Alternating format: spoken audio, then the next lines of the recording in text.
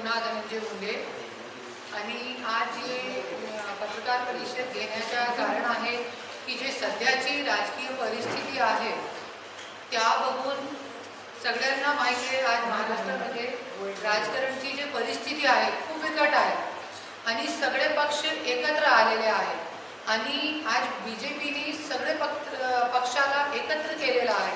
काँग्रेस, राष्ट्रवादी काँग्रेस, शिवसेना सगळे एकत्र आलेले आहेत आणि अपोजिशनमध्ये आज जनता आहे। तो या बघून आपण ही स्वराज शक्ती सेना पक्ष काढलेला आहे। 1 वर्षापासून पक्षाची प्रोसेस चालू होती। आता 15 दिवसापूर्वी 1 महिन्यापूर्वी आपला रजिस्ट्रेशन आलेला आहे आणि या पक्षाच्या माध्यमातून मी पूर्ण मराठवाडा दौरा करत आहे आणि लोकांशी जे जनता आहे जे विपक्षमध्ये आहे त्यांची मी हात जोडून विनंती करते की आज तुम्ही राजकारणमध्ये या, नवीन लोक राजकारणमध्ये या।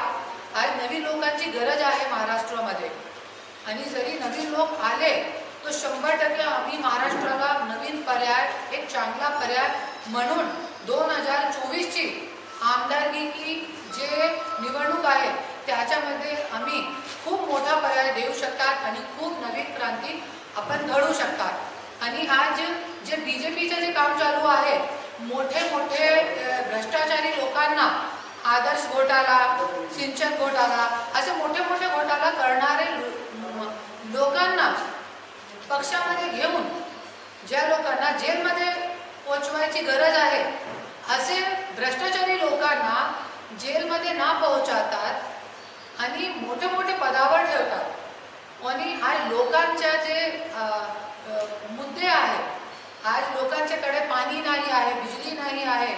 मी ग्राउंड लेवलवर आज 2-3 वर्ष झाले मी काम करत आहे, सगळ्यांची परिस्थिती मी बघितलेली आहे। शेतकरी लोकांना आजपर्यंत पीक विमा भेटलेला नाही आहे आणि गोरगरीब लोकांना बिजली भेटत नाही, नाली आहे पर फुटलेली नाली आहे आणि सडक आहे, खड्डेभरी सडक आहे आणि आज इतना जो युवक आहे युवकांच्याकडे रोजगार नाही आहे, महिलांचे खच्चीकरण होत आहे। एक खुनी व्यक्तीला न्याय भेटू शकतात या महाराष्ट्रामध्ये, पण जरी एक महिला न्यायासाठी फिरते तो 20-20 वर्ष जाते कोर्टाचे चक्कर खाले नंतर आणि महिलांना न्याय भेटत नाही आणि महिलांचं खच्चीकरण होत आहे। हे सगळे जे राजकारणची जे खुर्चीची खिचाताणी आहे याच्यामध्ये गोरगरीब जनताच्या, महिलांच्या, युवकांच्या, सगळ्यांच्या आणि बिझनेसमॅन आहे, व्यापारी लोक आहेत, सगळ्यांच्या खच्चीकरण चालू आहे। त्या बघताना हे सगळी जे राजकीय परिस्थिती आहे ते सगळी परिस्थिती बघताना मी पक्षामधून हात जोडून एक सामान्य माणसाला मी विनंती करते की तुम्ही हे बघू नका की आम्ही गरीब आहे, हे आहे, ते आहे आणि तुम्हाला जरी महाराष्ट्र वाचवायचा आहे, लोकशाही वाचवायचा आहे, आज 2 समाजामध्ये तेढ निर्माण करण्याच्या हे राजकारणी लोक करतात आणि आज मराठा समाज, ओबीसी समाज हे 2 समाजामध्ये तेढ निर्माण करण्याचा प्रयत्न चालू आहे आणि फूट डालो राज करो असा राजकीय प्रोसेस हे लोकांची चालू आहे आणि मी बोलते की मी चालू देणार नाही आणि मी एक क्रांतीचा पाऊल उचललेला आहे। लोकांची माझी हात जोडून विनंती आहे की तुम्ही पण राजकारणमध्ये या आणि एक नवीन राजकीय क्रांती घडवा। जरी आपण नाही आले तो समाज तो सोडा, जे समाजमध्ये तेढ निर्माण करता हे लोक समाज राहिलेला राहतील जब तुम्ही लोकशाही वाचवतात आणि जरी लोकशाही तुम्हाला वाचवायची आहे तर तुम्हाला राजकारणमध्ये यावं लागेल, लोकांना नवीन पर्याय द्यावा लागेल। जरी लोकशाही बचली आपला समाज पण बचेल, आपला आरक्षण पण बचेल। ही सगळी गोष्ट एकमेव मिळून आहे। त्याच्यासाठी ही सगळी जे जड आहे, हे जो राजकारणी लोक आज बसलेले आहेत ते आहे। त्याच्यामुळे माझी हात जोडून विनंती आहे की नवीन लोक या, त्याच्यासाठी माझी धडपड खूप चालू आहे। पूर्ण मराठवाड्यावर माझं लक्ष चालू आहे। 288 सीटे पूर्ण महाराष्ट्रामध्ये पूर्ण मी लढवणार आहे। जय हिंद, जय महाराष्ट्र। तुम्ही आता बोललात की संपूर्ण महाराष्ट्रामध्ये आम्ही निवडणूक लढवणार आहे, तुम्ही कुठल्या मतदारसंघातून निवडणूक लढवणार आहे? मी स्वतः तो बीडमध्येही लढणार आहे। आता जे लोकसभा आहे त्या लोकसभाची माझी पूर्ण तयारी आहे। संभाजीनगरमधून प्रतिनिधी देणार आहे. हां 100% देणार आहे. बीडमधूनच का लढणार? बीडमधून की तिकडे माझं ससुराल आहे आणि तिकडे मला जेलमध्ये पण टाकलं गेलं. सगळे जे अन्याय आहे तिकडे माझ्यावर झालेले आहे. त्याच्यामुळे मला वाटते आणि जे बीडची जनता आहे, मी बीड जाणार नाही होती, पण ज्यावेळी मैं मुंबईमध्ये रहती थी, जब मैं बीड में मुंबई में जब मैं रहती थी, तब बीड की जनता मेरे घर पे रोज आती थी. तो मैंने बोला ये लोग रोज आ रहे, इससे अच्छा तो मैं वहाँ चल देती हूँ. और मैं वहाँ गई, इतना अच्छा प्रतिसाद मिला. अपनी ग्राम पंचायत भी वहाँ पे लड़वाई. सबको पता है कि बीड में ग्राम पंचायत लोगों ने मेरे नाम पे लड़ी, अपने पक्ष के नाम पे लड़ी. शिव शक्ति पक्ष नाम था जब अपना, तो मेरा फोटो लगा के, चिन्ह लगा के लोगों ने लड़ा और अपनी 5-6 ग्राम पंचायत भी आई बीड में. तो ये बहुत मोटा प्रतिसाद रहा और खूब मतलब अच्छा प्रतिसाद है पूरे महाराष्ट्र में, क्योंकि लोगों को गरज है. मैं लोगों के पास वो लेके जा रही हूँ जो लोगों को चाहिए. मैं कुछ एक्स्ट्राऑर्डिनरी चीज़ लेके नहीं जा रही. आज सबको चाहिए कि कोई आगे चले तो हम उसके पीछे पीछे जाएं. तो मैं चल रही हूँ आगे और लोग जुड़ते जा रहे हैं. मला ती कोर्टाने मनाई केली होती बीडमध्ये जाण्यासाठी खास करून. हां, ती संपली आहे का आणि त्यात काय? कोई संपली नहीं है. कोर्ट कौन आहे मला ये बोलणार है कि मैं बीड में नहीं जाऊँ. ये लोकशाही है, हुकुमशाही नहीं है. कोर्टाने मनाई केली होती आपल्याला जामीन देत असताना त्या काळामध्ये, ते संपलं आहे का? नहीं, कोर्ट ने ऐसी कोई दी नहीं है मेरे को ऑर्डर. कोर्ट की ऐसी कोई ऑर्डर नहीं है मेरे को. किंवा त्या वादाबद्दल बोलू नये असे सुद्धा कोर्टाने काय निर्देश दिलेले आहेत? तुमच्या वैयक्तिक वादाबद्दल प्रसार माध्यमात बोलू नये. नहीं, ऐसा दिया था. मेरे हस्बैंड जो है उन्होंने ऐसा निकाला था, पर जैसे कि आप लोगों ने देखा कि सब उसके बाद बहुत सारी ऐसी सिचुएशन बनी कि मुझे बोलना नहीं चाहिए था, फिर भी मुझे बोलना पड़ा, क्योंकि यदि मुझ पर कोई वार कर रहा है तो मुझे तो करना ही पड़ेगा ना. इसके लिए मुझे बोलना पड़ा.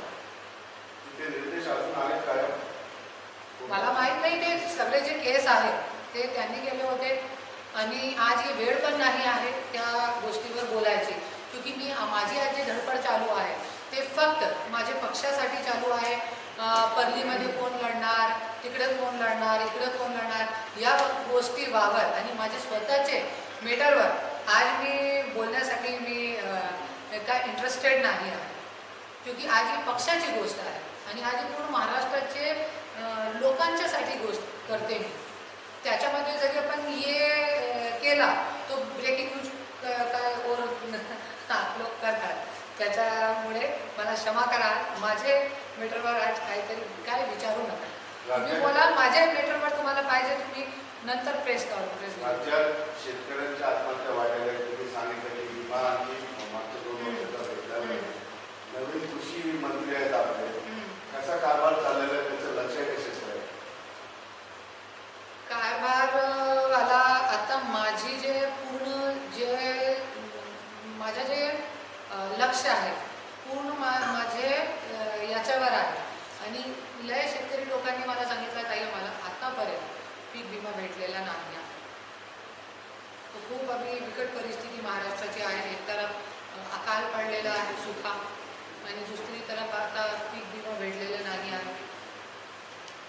जवळपास दुष्काळ जाहीर झालेला तालुक्यांमध्ये दुष्काळ जाहीर झालेला आहे. काय मागणी कराल? शेतकऱ्यांना काय मिळायला पाहिजे कृषी मंत्र्यांकडे? पहिल्यांदा माझी एकच मागणी आहे की नदी जोड प्रकल्प व्हायला पाहिजे इकडे मराठवाडामध्ये, क्योंकि ये स्लँटिंग आहे. मराठवाडा जे आपला आहे ते जोग्राफिकल जरी आपलं हम देखें जोग्राफिकल इसकी स्ट्रैटेजी तो ये स्लैंडिंग में है. तो कहीं बहुत बारिश होती, कहीं कम बारिश होती. तो सबसे पहली मेरी मांग तो ये है जिससे कि शेतकरी जो लोग हैं उनको हमेशा के लिए न्याय मिल जाए.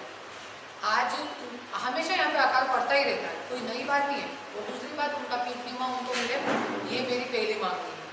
और ज़्यादा से ज़्यादा जो उनकी योजनाएं हैं उन तक पहुँचे. तुम्ही निवडणुकीमध्ये उतरणार असं म्हणताय, परंतु आधीच सगळे युती, महायुती, महाविकास आघाडी सगळे मोठे मोठे पक्ष करून बसलेले आहेत. तुम्ही स्वतंत्र एकटे लढता, तुम्हाला असं वाटत नाही महायुतीमध्ये किंवा महाविकास आघाडीमध्ये असं एकही पक्ष नाही की तो स्वतंत्र निवडणूक लढवत आहे? तुम्हाला असं वाटत नाही की आपण पुन्हा सोबत तरी करावी?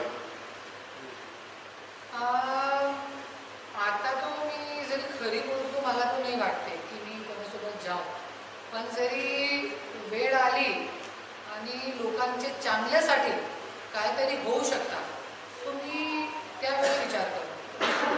आता तो काही असं विचार केलेला नाही आहे. आणि मी असं समजत नाही की माझ्यासमोर कोणी मोठा पक्ष आहे की छोटा पक्ष आहे. कोणी माणूस मोठा छोटा नाही असतात. ये जरांगे भाऊनी दाखवलेला आहे कि एक छोटी सी चिंगारी काफ़ी होती है पूरे गांव को जलाने के लिए. तो आज ठीक है, मैं छोटी सी चिंगारी हूँ. आज हम जैसे साधू संतों की भूमी आहे, भाऊनी सांगितला, तो आपला जे इतिहास आहे आपल्या भारताचा, रामजी फक्त नावसाठी नाही, जय श्रीराम फक्त नावसाठी नाही, त्यांचे तुम्ही व्यक्तिमत्व बघा. एकटे आणि बाणरची सेना घेऊन रावणपेक्षा मोठा कोणी नाही होता, आज पण नाही आहे. तर बाणरची सेना घेऊन रामजीने जिंकले होते, रावणवर जीत पाली होती. आणि अर्जुनने 5 पांडव होते फक्त, और अक्षोणी सेना होती. जसे आज माझ्यासमोर अक्षोणी सेना आहे, जसे तुम्ही सांगितलं की अक्षोणी सेना आहे काही तुमच्यासमोर आहे, मान्य आहे. पण माझ्यासोबत भगवान आहे, ईश्वर आहे. त्याच्यासाठी मी कोणाला, आपल्या समोरच्या व्यक्तीला मी ज्यादा मोठा मानत नाही. तो जिंकणं हारणं वेगळी गोष्ट आहे. आपले बाबासाहेब आंबेडकरनी आपल्याला संविधान दिलेलं आहे. त्याच्यामुळे आज खूप कष्ट करून मी लढते आणि मला 100% 1001% पूर्ण विश्वास आहे. 288 मध्ये 288 सीटे जिल्हा परिषद पंचायत समिती सगळे आपण पूर्ण सीटे लढणार आहे आणि पूर्ण जिंकणार पण आहे. हे माझा शब्द आहे, क्योंकि आज महाराष्ट्रामध्ये गरज आहे.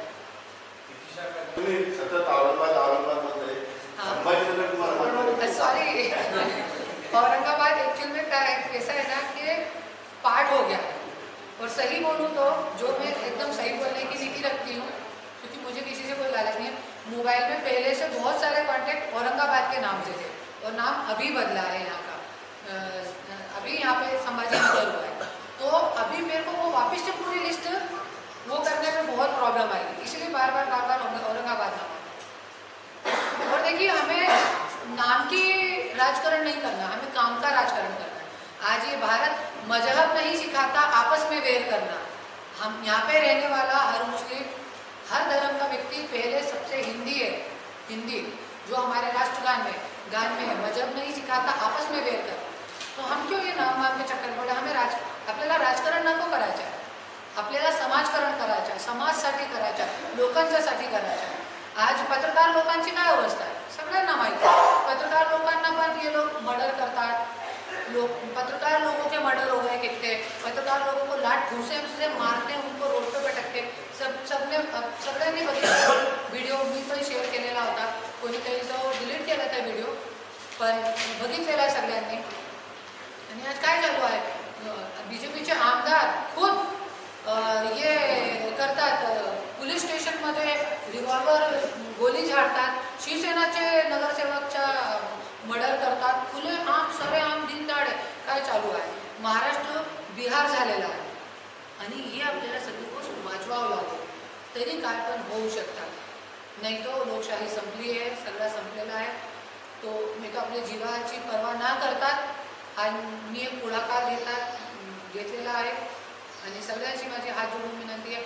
आज मोदी लहर असताना 2014 मध्ये अरविंद केजरीवालजींनी पर्याय दिला, तो आज तिकडे काहीतरी झाला ना,